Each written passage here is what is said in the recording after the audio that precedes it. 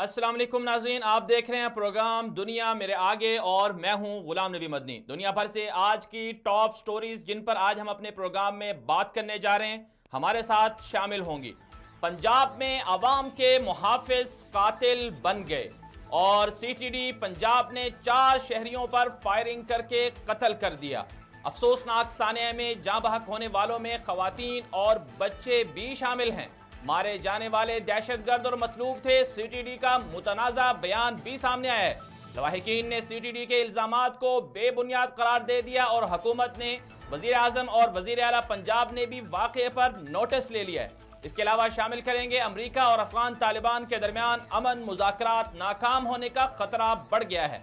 अमरीकी सदर के मुशीर बराए अफगान उमूर की पाकिस्तान में आला हुक्काम से मुलाकातें भी सामने आई हैं। अफगान तालिबान से मुज़ाकरात के लिए अमरीका की पाकिस्तान से दोबारा मदद की अपील भी आई है।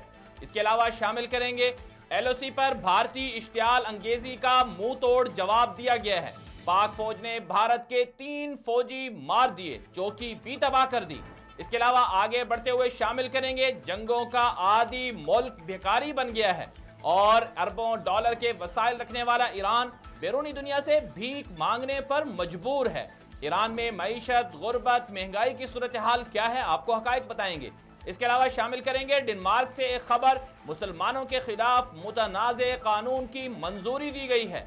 और इसके अलावा शामिल करेंगे फौजी अदालतों में तोसी के मामले पर सियासतदानों में इख्तिलाफात बढ़ चुके हैं। हकायक क्या है, ज़रूरत है नहीं है, पीपल्स पार्टी ने फौजी अदालतों में तोसी की मुखालफत क्यों की है, हकायक आपको बताएंगे। फौजी अदालतें कौमी ज़रूरत हैं, फौज की ख्वाहिश नहीं है। मेजर आसिफ गफूर के बयान को भी सामने रखते हुए हकायक बताएंगे। यमन में अक़वाम मुत्तहिदा के मुबस्सिरीन पर हूसियों का हमला हुआ है, हकायक क्या है, हूसियों के मददगार भी बेनकाब हुए हैं, ये आपको बताएंगे। उर्दन में यमनी हुकूमत और हूसी बागियों का इजलास सामने आया, इजलास की कार्रवाई क्या थी, ये आपको बताएंगे। इसके अलावा शामिल करेंगे एक और खबर, अमेरिका के अंदर एक मारूफ जो बॉक्सर थे मोहम्मद अली, उनके नाम पर एक एयरपोर्ट को मौसूम किया गया है, वो बताएंगे आप।